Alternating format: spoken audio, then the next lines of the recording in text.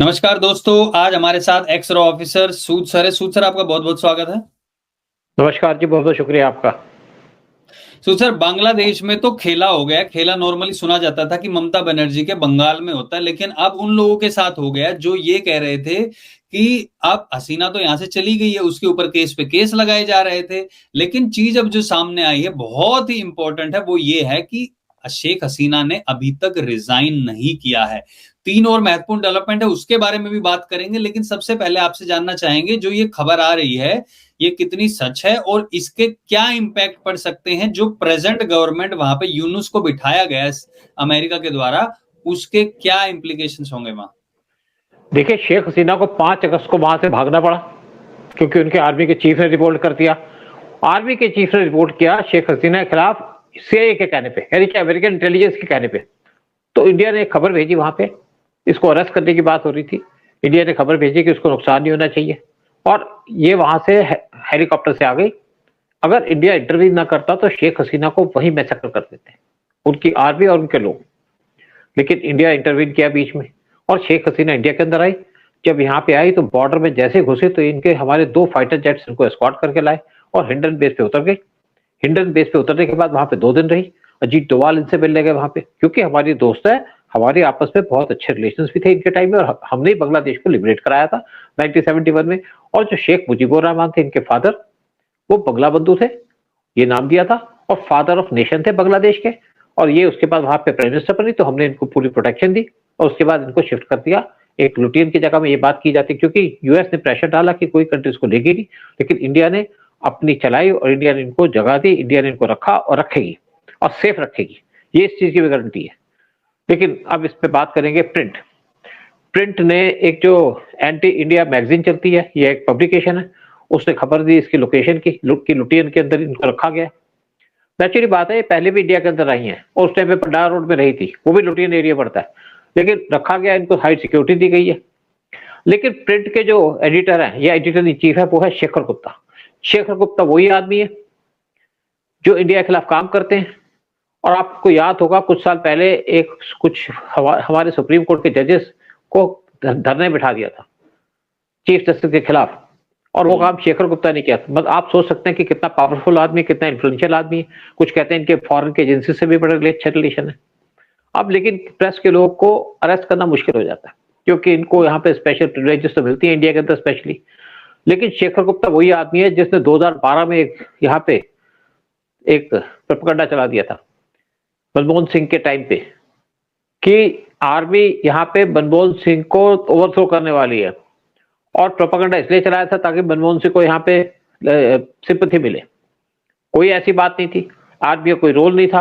और कहा जी इस टाइम पे गुड़गांव से एक एसपीजी का यूनिट चला और मनमोहन सिंह को अरेस्ट करने लगा।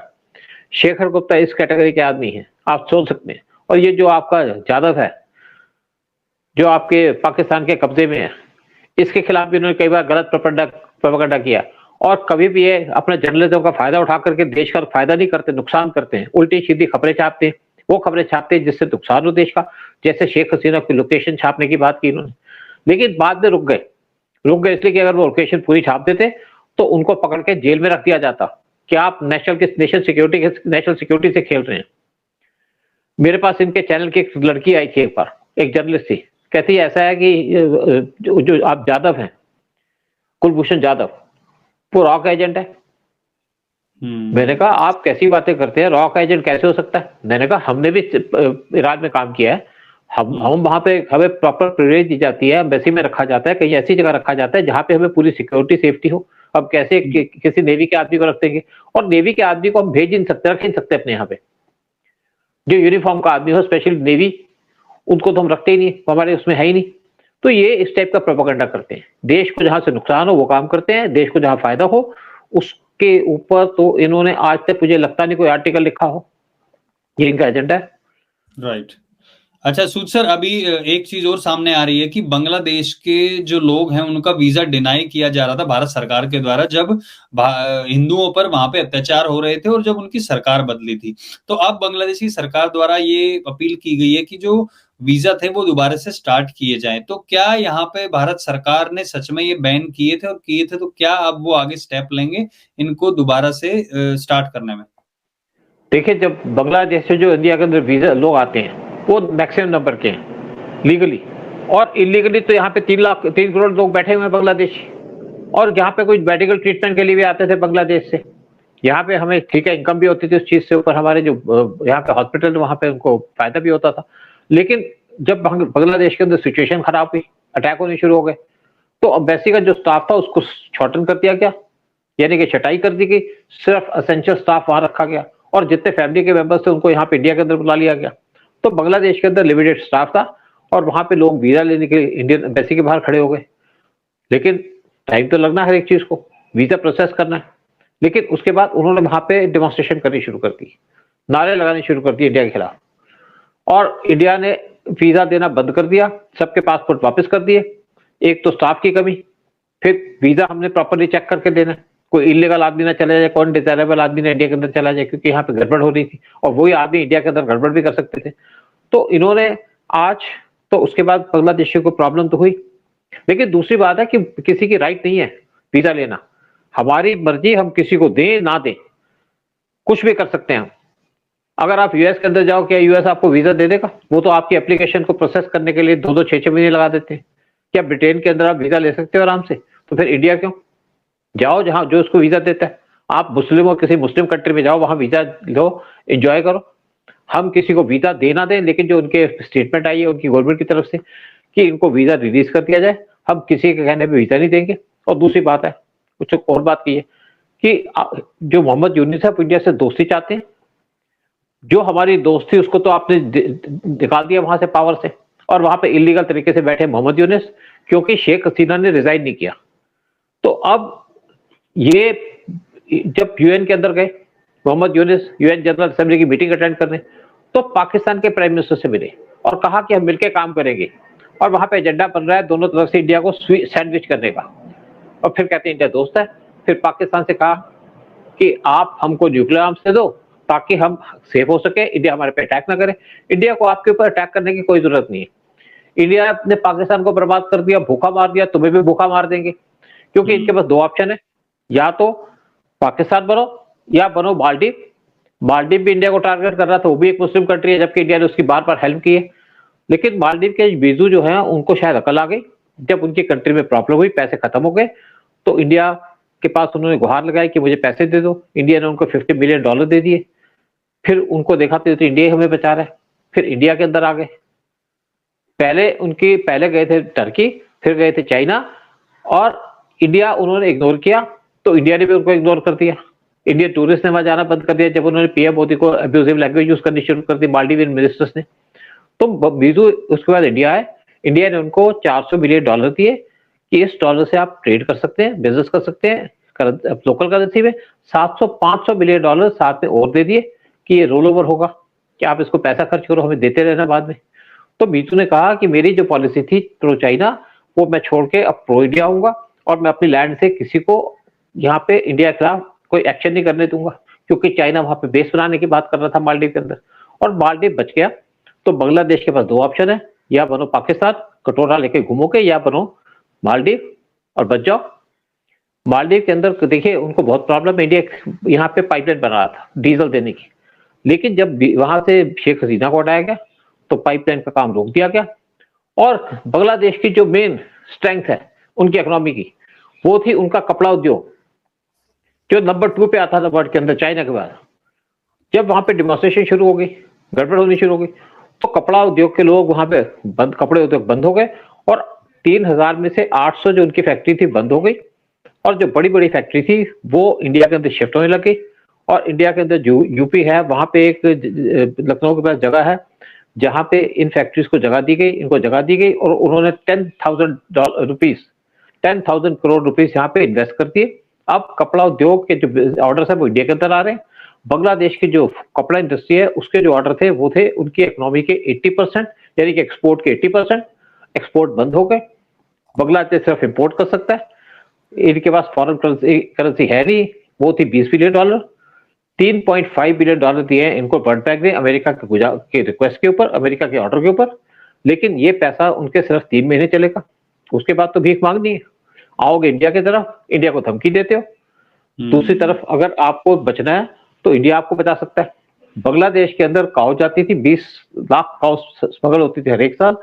जब पीएम मोदी आए तो यहाँ पे शोर मचा, तो पीएम मोदी ने उस पर ऊपर प्रेशर लिया, अमित शाह ने एक्शंस लिए और काऊ की स्मगलिंग रुक गई 2 लाख तक पर साल। उसको भी कम किया जा रहा क्योंकि वहां पे और बीएसएफ के लोग डिप्लॉय कर दिए गए। तो बांग्लादेश के अंदर काऊ भी स्मगल नहीं होगी क्योंकि काऊ का मीट खाते हैं और इंडिया काऊ बेचना नहीं चाहता, देना नहीं चाहता किसी को। दूसरी तरफ जितनी भी चीजें थी खाने पीने की वो इंडिया से जाती थी बांग्लादेश के अंदर, दाल आटा चावल सब जाता था, उस पर भी इंडिया रोक लगा दी है। और यही पाकिस्तान ने किया था। जब हमने आर्टिकल 370 हटाया कश्मीर से तो पाकिस्तान ने कहा हम जैसे ट्रेड नहीं करेंगे, हमने कहा मत करो। तो पाकिस्तान के अंदर जो आटा चावल दावल या टमाटर इवन वो यूएई से मंगवाते हैं जो इंडिया से जाता है। यही हाल होगा बांग्लादेश का। और बांग्लादेश एक एक पैसे को तरसेगा और धमकी दे रहा है इंडिया को। यहाँ पे जितने भी टेम्पल्स हैं, ये देखिए, ये इन्होंने अब एक नया काम किया कि जब एक न्यूज फैली कि शेख हसीना ने रिजाइन नहीं किया तो यहाँ पे बांग्लादेशी इकट्ठे हो गए और डिमॉन्स्ट्रेशन करनी शुरू कर दी वहां पे प्रेसिडेंट मोहम्मद शहाबुद्दीन के पैलेस के बाहर, और कहा कि आप रिजाइन करो और आप उनसे रेजिग्नेशन मांगे क्योंकि वो शेख हसीना के क्लोज थे और शेख हसीना ने उनको अपॉइंट किया था। अब ये नया काम शुरू हो गया बांग्लादेश के अंदर। ये जो जिहादी हैं ये किसी के सगे नहीं है। इंडिया ने इनको लिबरेट कराया था 1971 में, हमारे 3000 सोल्जर मारे गए थे, पैसा खर्च हुआ अरबों रुपया, 1 करोड़ बांग्लादेशियों को हमने खिलाया पिलाया और उसके बाद वापस भेज दिया, ना इनकी जमीन ली ना कुछ लिया। फिर जिन्होंने इसका मैसेकर किया था पाकिस्तान ने 30 लाख बांग्लादेशियों का मैसेकर किया था उन्होंने 1970-71 में, और 3 लाख लड़कियों का रेप किया था क्योंकि जिहादी पाकिस्तानी है। क्योंकि आपने देखा होगा बहुत से मौलानों का जो स्टेटमेंट आती है, कहते हैं जैसे गाय बकरी है तो लड़की भी उसी ने दी गई है ताकि मुस्लिम इनको एंजॉय करें, इसको रेप करें, ये इनका एजेंडा है। तो यही बांग्लादेशियों का एजेंडा है, जिसका खाते हैं उसको गालियां देते हैं। किसी के सगे तो है नहीं ये, आप जिहादियों को देख लो किसके सगे हैं, अपनों के सगे नहीं। इंडिया के अंदर जब मुगल थे तो मुगल बादशाह के बाद जब दूसरा आता था तो उसका बेटा अपने बाप को या तो कैद करता था, उसको उसका गला काटता था। ये तो इनका कल्चर है जिहादियों का, आप सोच सकते हैं। लेकिन अब क्या बांग्लादेश बच पाएगा?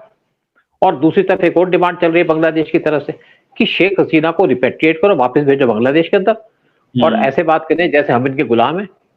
इंडिया ने इसके ऊपर कोई जवाब नहीं दिया। लेकिन क्या अब लोग ये पूछते हैं क्या शेख हसीना को इंडिया वापस भेजेगा?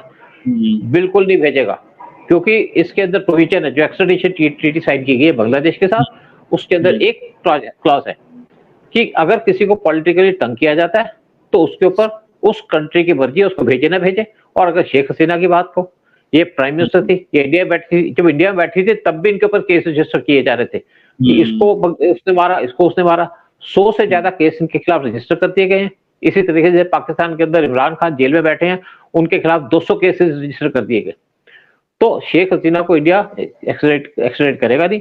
अब अगर हमारे बहुत सी कंट्री से तो हमारे एक्सट्रेडिशन के रिलेशन है, यूएस के साथ भी है, लेकिन रिचर्ड हेडली जो 26/11 का मेन कल्प्रिट था उसको तो यूएस ने हमको नहीं भेजा। अब ये एक राणा करके जो 26/11 का कल्प्रिट था उसको यूएस हमको भेज रहा है और इंडिया उसके ऊपर एक्शन लेगा, उसको जेल में डालेगा, उससे पूछेगा कौन कौन तुम्हारे साथ मिले हुए थे। कुछ बॉलीवुड के लोग भी थे, स्पेशली जो आपके भट्ट साहब हैं, उनके रिचर्ड हेडली से कनेक्शन थे और तहफुर राणा के साथ भी उनके कनेक्शन थे। अब जब तहफुर राणा उनके खिलाफ विटनेस देगा तो भट्ट साहब को बहुत जल्दी इंडियन गवर्नमेंट अरेस्ट कर लेगी। लेकिन हम फिर आते हैं बांग्लादेश की तरफ।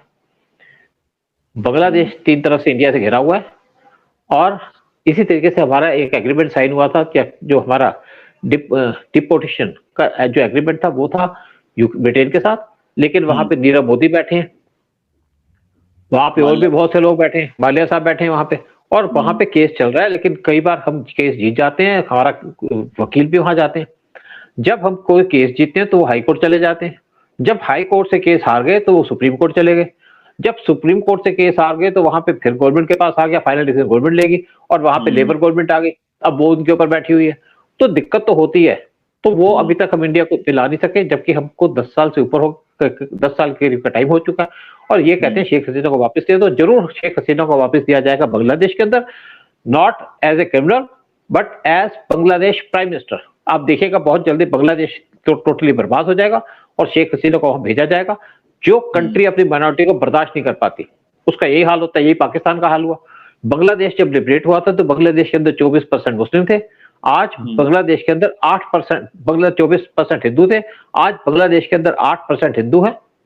या तो किसी को मार दिया या भाग गए या जबरदस्ती कन्वर्ट कर दिया, क्योंकि जब किसी की लड़की को उठा के ले जाते हैं तो उसको फोर्सिबली आपके चरणों पे गिरना पड़ता है और कन्वर्ट होना पड़ता है। और यही हाल बांग्लादेश के अंदर हुआ। फिर मोहम्मद यूनिस कहते हैं कि यहाँ तो कोई किसी को टारगेट नहीं किया जाता। जब यहाँ पे शो आपका दुर्गा पूजा हुई तो बांग्लादेश के अंदर हिंदुओं को टारगेट किया गया, उससे पहले भी टारगेट किया गया शेख हसीना के टाइम जब वो पावर से हटी थी। और उनके प्रेसिडेंट कहते हैं कोई हम तो यहाँ पे हिंदुओं को टारगेट नहीं कर रहे। लेकिन जो लोग झूठ बोलते हैं, गद्दार हो, जो दूसरी एजेंसी से पैसा लेके अपनी कंट्री को बर्बाद करे, मोहम्मद यूनिस जैसे, ये कैसे किसी के लॉयल हो सकते हैं। लेकिन जहां तक हम बात करते हैं शेख हसीना की, हमारी दोस्त हैं, हमारे साथ रिश्ता है, हमारे साथ खड़ी रही हैं, हम उनके साथ खड़े रहे और हम उनको कभी भी रिपेट्रिएट नहीं करेंगे। और अगर वीजा किसी को देना है तो हमारी मर्जी है, दे ना दे, तुम कौन होते हो हमसे कहने वाले। राइट। तो कुल मिला के जो पहला इश्यू जो रेजिग्नेशन नहीं दिया है, दूसरा वहां पर लोकेशन उसकी डिस्क्लोज की गई है, और तीसरा वीजा की बात जो सामने आ रही है, इन तीनों पर ही बांग्लादेश घिरा हुआ है, अब बुरी तरीके से फंस चुका है। जो बॉल है वो भारत के कोर्ट में, और वो डिसाइड करेंगे कि आगे क्या करना है। बट बहुत बहुत धन्यवाद सूद सर आने के लिए, सारी जानकारी शेयर करने के लिए। जय हिंद, जय भारत। जय हिंद, जय भारत।